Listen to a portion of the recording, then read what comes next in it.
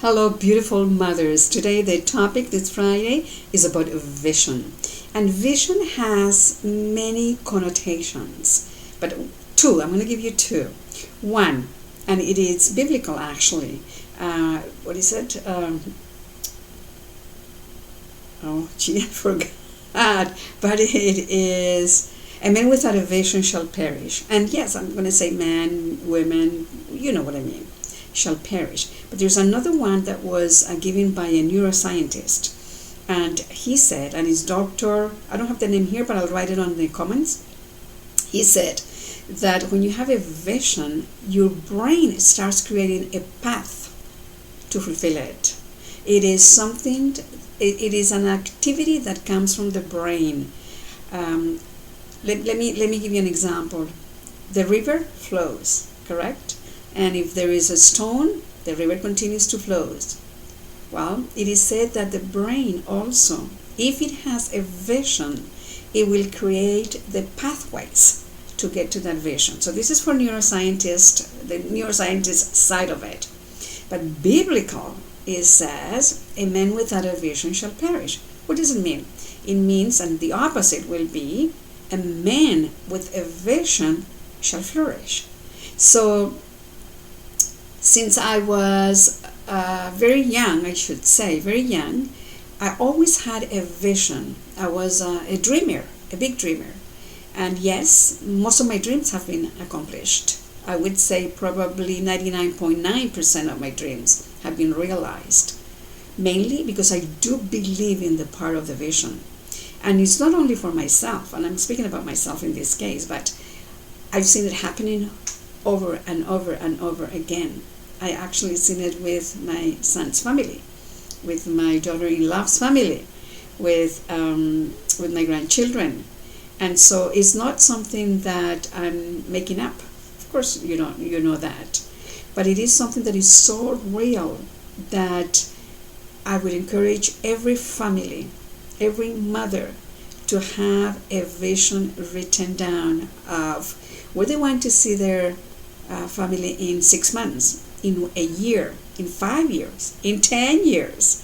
I remember when I was doing training for companies, and I found out that certain cultures, certain countries have written visions for longer years, for longer time. Some countries have the habit of writing visions for 10 years. Some for even 100 years. I lived in Japan, and in Japan you write vision for 100 years.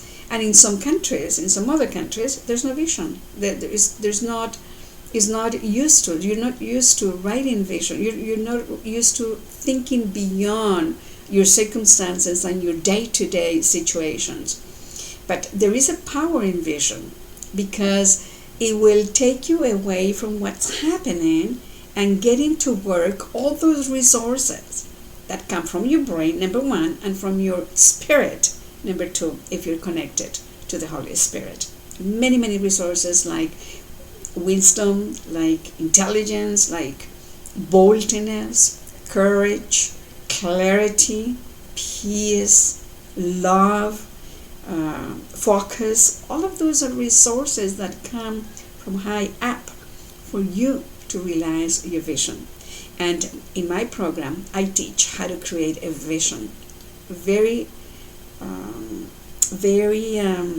I was going to say easy, but it's not the term that I want to use, but very fruitfully and very focused on what are your gifts, what are your talents, what are you here to do, what are you here to come, and not only for you as a mother, but to teach your children how to do that at a very young age.